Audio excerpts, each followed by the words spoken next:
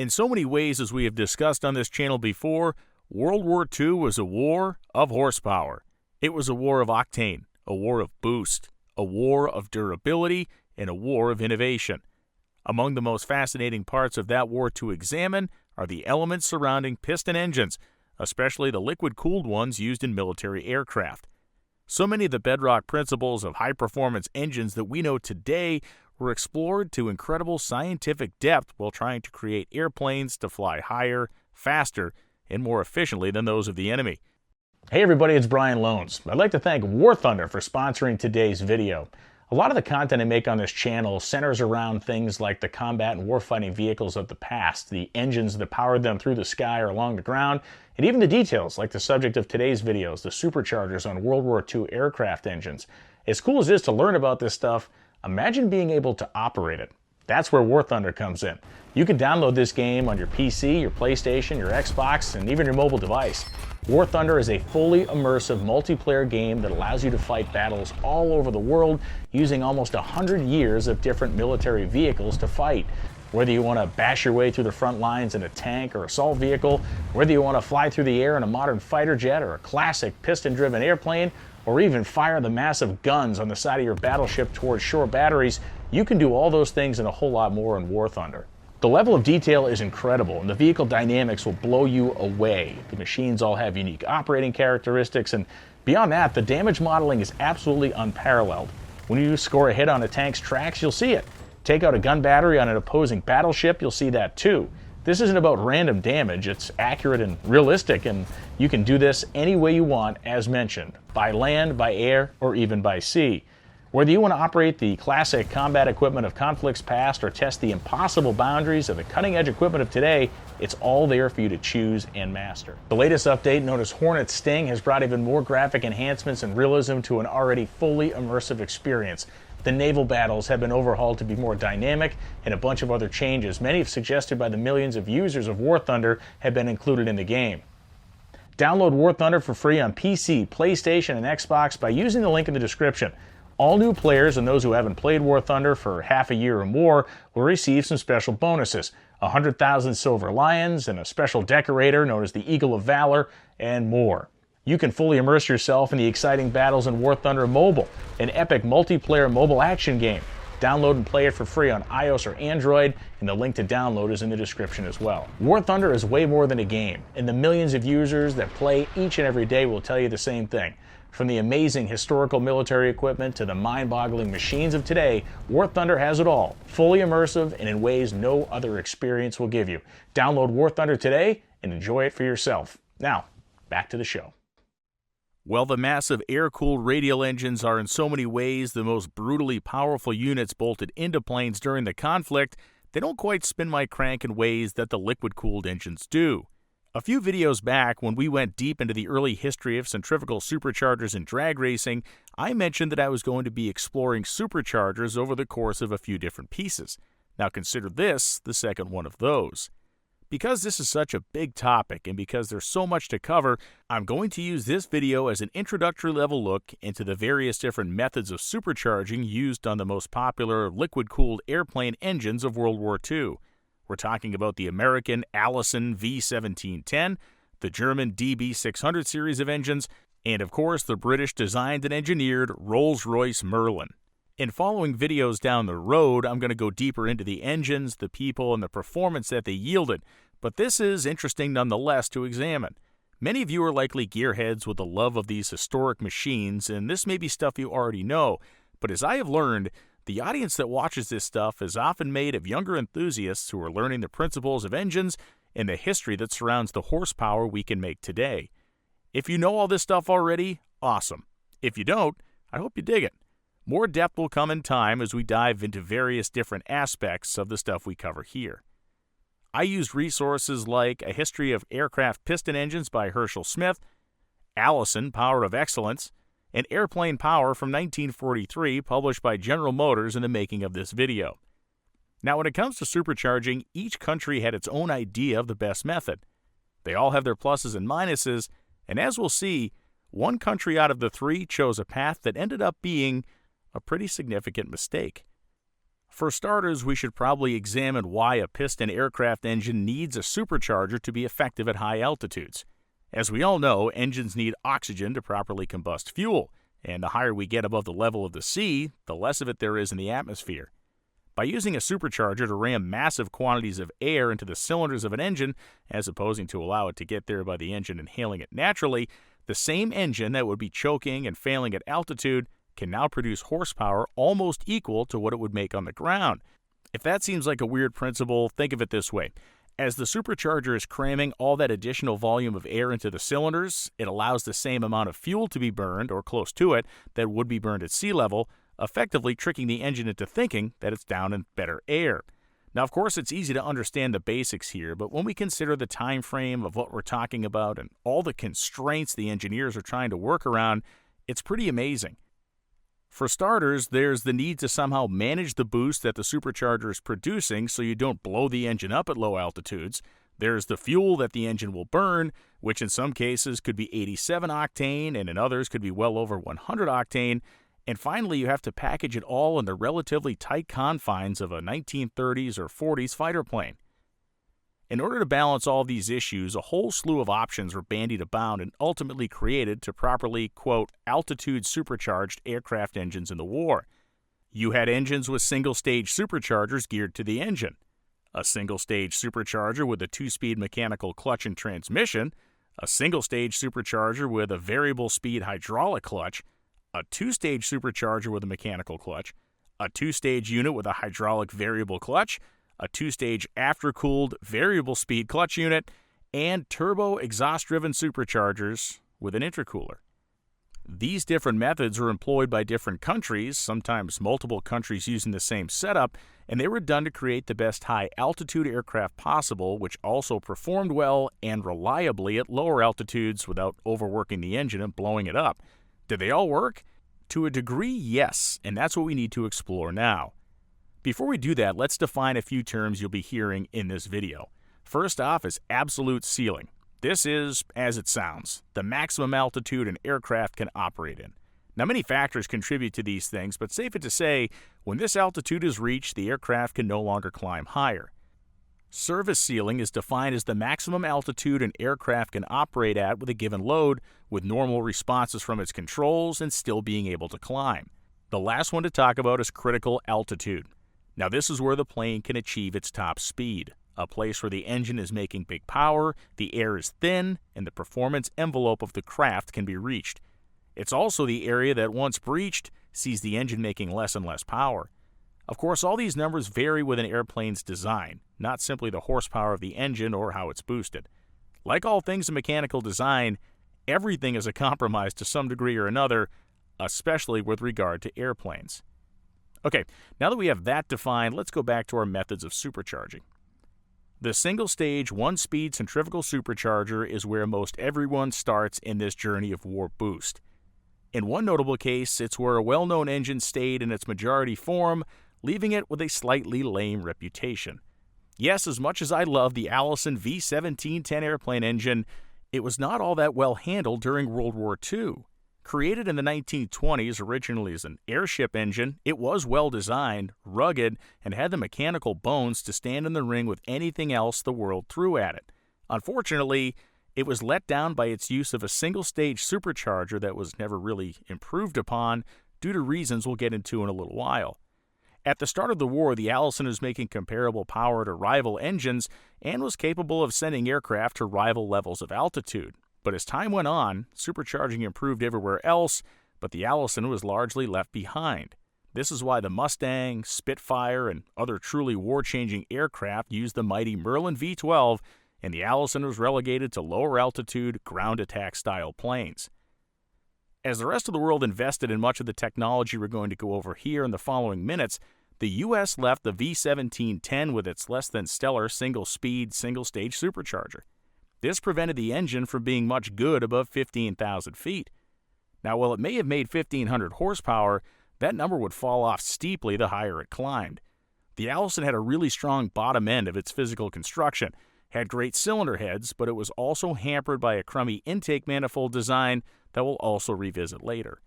Long story short, in the grand scheme of things, The world never got to see the Allison perform at its peak because the choices that were made in its usage and development really did hamper it. More on that later. Lastly, as the Allison-powered airplanes are often used in lower altitude applications, pilots had to be very careful not to overboost the engine, and in American airplanes, they were responsible for doing that themselves with various controls in the cockpit. Of course, there were loads of opportunities for mistakes, but like this formerly confidential World War II memo tells us, guys would also use the max power settings to simply make more speed. Note that the author here is saying that with 66 inches of boost, the engine will likely be near 1,800 horsepower at 3,000 RPM. Now, this is in 1942, a few revisions and a few years into the conflict. This was highly discouraged behavior because it would inevitably lead to someone melting down a perfectly good engine. But as they say, boys will be boys. Next up, we move from the simple single-speed, single-stage supercharger to a single-stage, two-speed supercharger. Effectively, we have the same unit as before, but with a clutch and a simple gearbox to step the speed of the supercharger up when we get our airplane to higher altitudes. Of course, the benefit to this system is that by spinning the supercharger faster and moving more air, we should make more horsepower at higher altitudes. Now, all this is well and good, but the reality is that there are limits to these things, and one of them is the efficiency of the supercharger themselves when it is in theoretical high gear. At this time in history, meaning the 1930s and 40s, the relatively rudimentary impeller wheels in these superchargers would start to have real trouble when the outer tip speed passed over 1,300 feet per second, or about 886 miles per hour. Not to mention that at some point the supercharger becomes so inefficient that the heat generated by the discharged air to the engine can have a drastically negative effect on detonation and other issues and simply cause a loss of power. So even this two-speed system has its drawbacks. Pilots would have to be conscious of their engine RPM when in high gears to not overspeed the supercharger and cause any number of issues, the least of which was likely a loss in power, the worst of which was a supercharger killing an impeller and sending its guts through the engine. The two-speed single-stage system was largely an early war stopgap in many ways and wasn't the favored method to make the most efficient and maximum power in a warplane. Interestingly, the clutch to engage the second speed in this arrangement could be engaged in a couple of different ways. Engaging the clutch manually had to be a very violent experience for both the airplane and the pilot, but there was another way this worked as well. Some of them had an altitude-controlled unit that would automatically engage the second speed at around 7,000 to 9,000 feet when the aneroid control kicked in. The power and performance curve in this style of two-speed supercharger looks almost like the teeth on a saw blade. There were radical jumps when the second stage was instantly engaged. It was hard on equipment, but there are other ways and better ways. Now, it was German engineers who favored the next approach, and in many respects did it the best. This is a single-stage supercharger with a variable speed hydraulic clutch. Now, the major benefits of this system should be kind of obvious. Removing the human element from the equation by using a hydraulic clutch that would apply itself relative to the altitude of the aircraft meant that the engine was, in theory, always seeing the optimal supercharger speed for where it was in relation to sea level.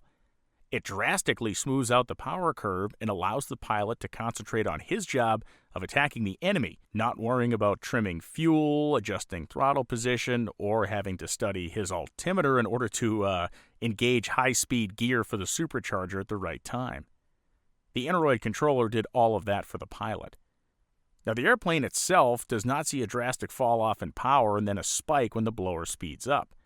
Now, this hydraulic engagement style of clutch doesn't necessarily improve the maximum output of an engine, but like a dyno curve that gets improved when power is picked up through the RPM range before getting to peak, this makes the plane a better performer in the middle range of its altitude before reaching critical altitude where power and performance begin to drastically drop off. The German DB engines had their superchargers mounted not in the rear of the mill like an Allison or a Merlin, they were mounted on the side. They were run by bevel gears and a jack shaft, and the fluid coupling was installed on the jack shaft, which would control the speed of the supercharger. Now, the mounting seems curious, but it does allow the supercharger to ingest the air and throw it more smoothly toward the intake manifold. It eliminates one of the bends that the other design has when the air has to turn sharply to get into the blower and then sharply out of the blower to get to the intake manifold. Next up is the two-stage centrifugal supercharger. This is where the Merlin engine outshone all others of its era. A brilliant mathematician named Sir Stanley Hooker began working at Rolls-Royce in the late 1930s. He was an expert in studying what we'd now call fluid dynamics or theoretical aerodynamics, and this guy could basically see air. He was an unbelievably brilliant man, and he was able to look at, having never seen an aeronautical engine or a centrifugal supercharger, what needed to be fixed to make them better. He was tasked with making what amounts to a glorified air pump work more efficiently. Now, after improving the company's single-stage blowers drastically enough to raise output by 30% of the Merlin, he had the concept of mounting a pair of superchargers together, one feeding the next. Taking a supercharger off of one of the company's larger engines and combining it with the Merlin's unit, he created the finest blower of the war, and it allowed the company to effectively double the output of the engine by the time the conflict had ended. Hooker knew the bones of the Merlin were sound. It didn't need it to be expanded in size or drastically reworked. It just had to do its job more efficiently.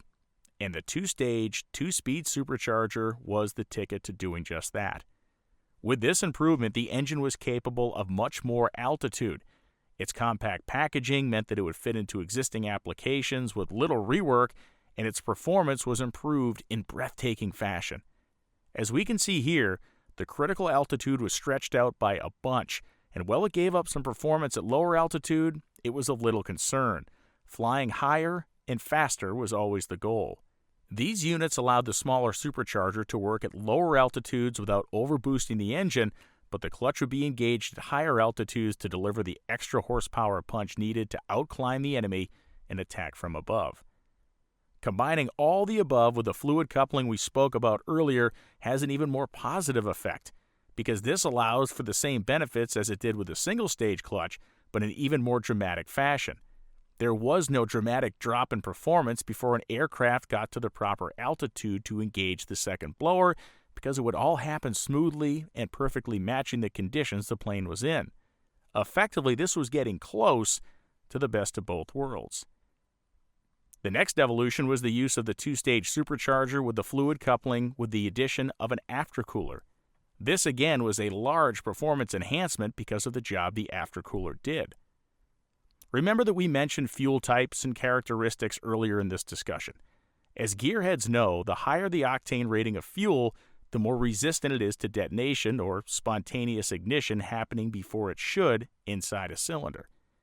An aftercooler was a massive improvement in power making at altitude because it was placed behind the second stage of the blower. It cooled the air charge as it entered the engine. Now, as air is compressed, of course, it gets hot. Hot air entering a cylinder can lead to detonation, and detonation can lead to engines failing, especially when they're being worked hard, very high up in the sky. Higher octane fuels like the 100-plus octane gasoline being developed in the United States during the war helped to stave off detonation, but cooling the intake charge made this even better. By cooling the charge, engines could run higher compression ratios. And again, as gearheads know, high compression engines plus crummy fuel can lead to detonation, which is why you don't put 87 octane in your high-performance, high-compression engine. But if you're able to manage that with a better fuel, a cooler intake charge, and more compression, you're going to make a lot more power. As we can see here, there's a drastic improvement in the critical altitude and power throughout the whole operating range of the aircraft. The downside is you have to find a place for the aftercooler, and adding stuff to a plane can make it heavier and less aerodynamic. Engineers got creative with their placement of the aftercoolers, preventing a loss of aerodynamic performance and allowing for the additional horsepower to be used rather than wasted trying to push the airplane through the sky. Lastly, and perhaps most interestingly, we get to turbocharging, or as it was known at the time, turbo supercharging. If you remember at the beginning of this exercise, I mentioned that one country seemed to make a large-scale mistake when it came to their chosen method of World War II era supercharging. That country? The United States. The United States decided very early on that turbocharging was going to be their route of two-stage boost making in aircraft. They did this for good reason. A turbocharger is the most efficient method of making boost, and it did things that the gear-driven centrifugals could not dream of doing. As the turbocharger doesn't use the engine's power to be turned, but rather the heat energy in the exhaust to do its work, It's a vastly superior way to make power versus a mechanically driven blower. In fact, the turbo-supercharged combination has the most amazing power curve of all we have seen so far. It raises the critical altitude many thousands of feet while producing virtually the exact same amount of horsepower at that height as the engine does at sea level. So what was the mistake? Packaging. Sanford Moss of the General Electric Company was the man who developed these systems for the military at the time. When the United States committed to this method, all work on improving gear-driven centrifugal superchargers basically came to a halt. The Allison was hampered severely by this in almost all applications outside of a handful of legendary ones, most famously the P-38 Lightning. A large plane, there was plenty of room for all the associated plumbing, the intercooler, and the monstrous turbochargers. In today's world, turbos fit comfortably, most of the time, under the hood of an automobile. In the 1940s and on engines this size, they required multiple people to actually lift them and move them. Turbochargers and their entire systems were too hopelessly massive to fit in any aircraft like the P-51, the Spitfire, really anything of that class. And there were other problems as well. In the European theater at high altitudes and freezing air, the turbos and associated parts would fail and cause severe mechanical issues. When the P-38 was brought to warmer climates like the South Pacific, they really did stand out in combat. Their power, altitude capability, and performance were awesome. But unfortunately, this technology was so far ahead of its time in terms of pure bulk, it wasn't adopted widely and was very much more problematic than the other more proven methods. Had the Allison gotten the Sir Stanley Hooker treatment in volume and in different applications, its reputation and legacy would be vastly different. Turbos were successful on radial engines as well, most famously the large by huge P-47, which was basically an engine with a plane built around it. Again, breathtaking and awe-inspiring performance for the time, but the bulk they brought was just too much to overcome in so many other places. In turbo-supercharged applications, an intercooler was used. Note the difference here. The aftercooler we spoke of before would cool the charge after the second stage of the supercharger as the air was heading into the engine. In these planes, the charge would be cooled heading out of the turbo and then into the gear-driven blower attached to the engine, hence the inter part of the intercooler word. It was happening during the middle of the intake process. In many ways, intercooling is not as efficient as aftercooling because as the air went through the gear-driven supercharger, it would get heated up and compressed on the way into the engine, but it still worked very, very well. When it worked. In period literature, it was claimed that the turbo supercharger could deliver sea-level power up to 30,000 feet. Unfortunately, the size and heft of the whole package was really only suitable in large bombers or the large fighters that would fly high in the sky to attack the enemy's bombers, but for the lithe fighter planes like we mentioned, it just wasn't an option. Consider this the first step into what will be a much deeper walk into the world of World War II supercharged liquid-cooled aircraft engines. As I mentioned, there's an incredible depth to this subject, and it's one that employed the best mechanical engineers in all of the warring countries to refine and make better.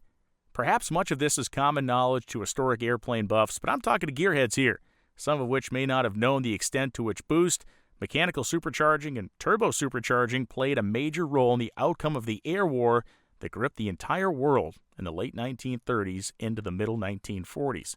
Next time we revisit this topic, we'll take a look at the fascinating life and times of Sir Stanley Hooker, the man who could see air, a brilliant mathematician who had perhaps the most dramatic impact of any single man on the mechanical fronts of World War II.